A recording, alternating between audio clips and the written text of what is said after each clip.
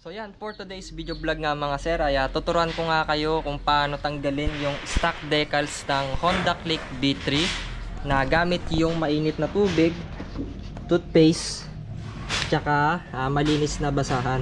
So yung gagamitin ninyong basahan mga sir ay yung pinaka malambot, no? Wag po kayong gagamit ng ibang basahan na magaspang. Para po yan hindi magasgasan yung kaha natin, hindi po siya magkakaroon ng hairline. So kaya may basahan tayo. Ito po kasi yung pangtatanggal natin ng dikit na matitira dito sa may decals. Kaya may toothpaste din tayo. Tapos kailangan din pala natin ng mainit na tubig. Ayan. So ang gagawin natin dito, bubuhusan muna natin ng unti-unti.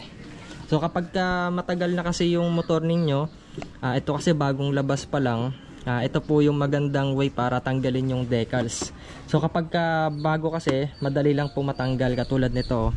Kailangan mahaba din po pala yung kukunin nyo pang panyo rito sa decals or sticker. Ayan o. So pag bago, madali pa lang yan matanggal. Kapag medyo matanda na, mga 1 year old na or pataas na, mahirapan na po kayong tanggalin ito, no? So didikit na kasi sa kaha to. Kung matanggal nyo man siya, meron pang maiiwan na dikit. So yung iba nahihirapan tanggalin. So yung iba gumagamit na lang po sila ng pinapahid, no? Ewan ko kung ano yung pinapahid nila ron, pero isa-search ko sa Shopee. Idadrop na lang natin yung link doon mga sir, no? At bago tayo magsimula mga sir, kung bago pa lang kayo sa aking munting channel, ay huwag nyo sana kakalimutan na i-click yung subscribe button, pati na rin yung notification bell para sa tuwing nag-upload po tayo, ay lagi po kayong ma-notify at lagi kayong updated. At simulan na natin.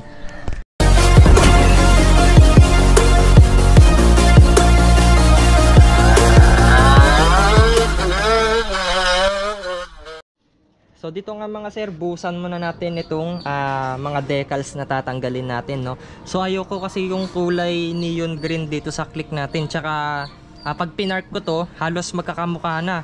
So kaya tatanggalin ko siya, may purpose din yung gagawin natin. Bibilihan ko na lang siguro ng emblem. Tsaka para pagka pinapark natin, ay madali nating makita agad yung motor natin. So ito, buhusan na natin itong mga decals.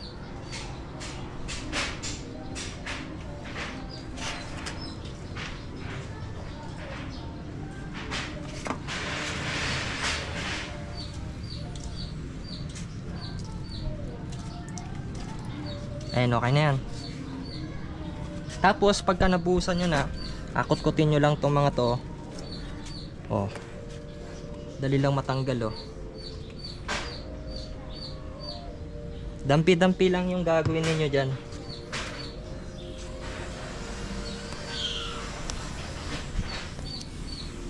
Ayan, oh, napaka-smooth, oh. Oh. So tabi muna natin to dito.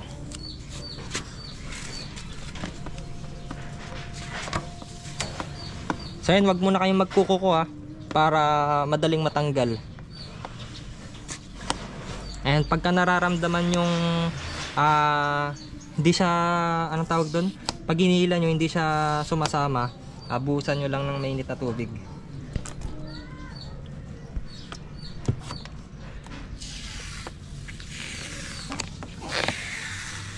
Ito yung sinasabi ko, oh. Ayan. So ito, yung mga natitirang dikit, toothpaste yung ilalagay natin dyan mamaya.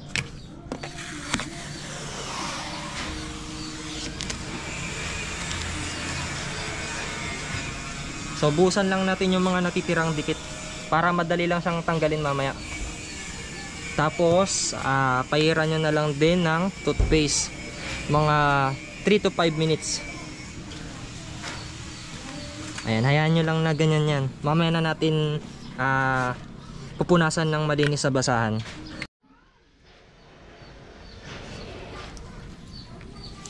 So yun, kung paano yung ginagawa nyo dun sa una, ganyan din yung gagawin natin sa iba pa, no?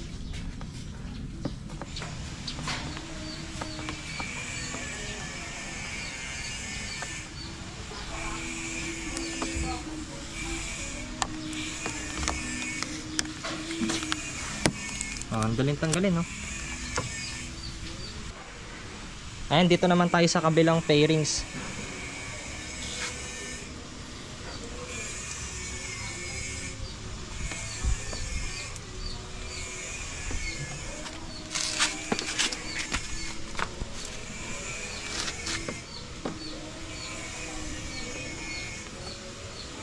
Dali lang matanggal oh. Tapos dito naman.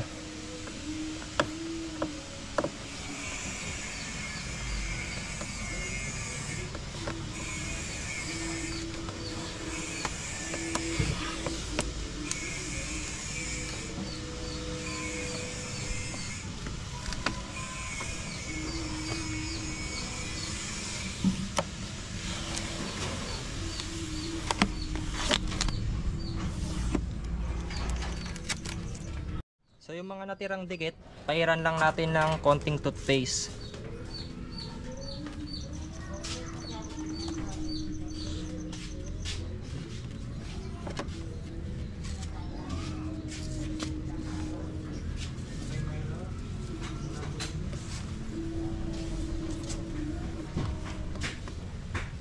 Tapos dito naman tayo sa side pairings.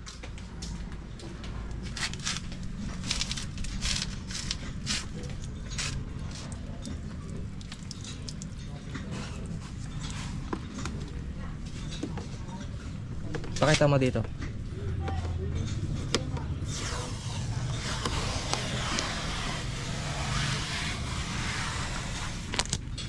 Smooth na smooth oh. Ayan, pairan lang natin ng toothpaste.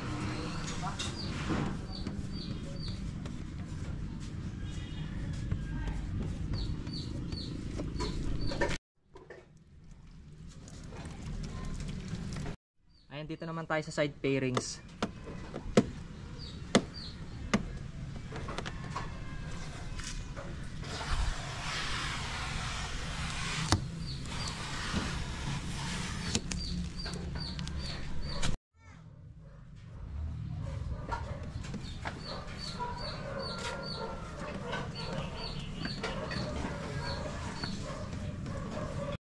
So ayan, natanggalan natin lahat ng kulay green dito na sticker nya. Ang tinira lang natin dito yung Honda sa harap. So eto yung combi brake, magkabilaan yan. Tapos yung mga warning dito hindi na natin tinanggal, no. Yung sa side pairings lang, pati sa harap na yung tinanggal natin. Kasi itong emblem nya na PGMFI, iniwan na lang din natin, no. Ayan, pati yung sticker dito hindi na natin tinanggal yan. So yun na yung itsura niya mga sir.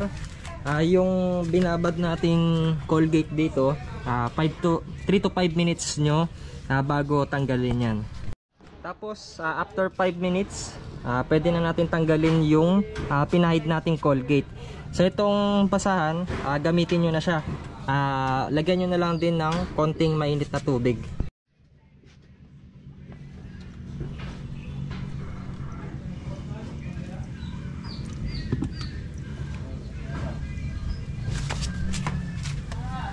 Ayan, ang purpose ito para matanggal yung pinaka dikit nya. Ayan, para walang maiiwan. So kaya tayo gumamit ng makinis na basahan or yung malambot para hindi po magkaroon ng hairline yan. Ayan, okay na siya, ang linis oh.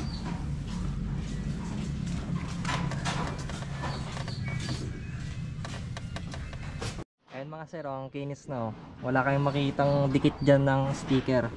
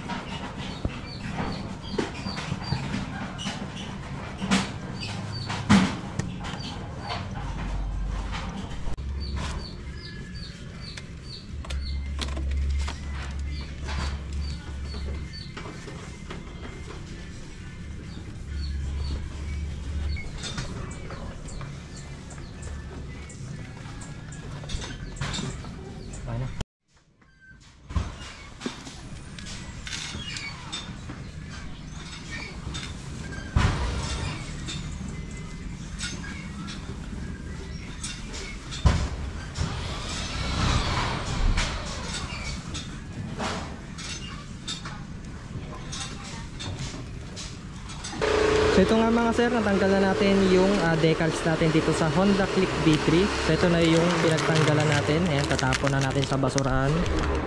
Tapos bibigyan ko kayo ng simpleng montage.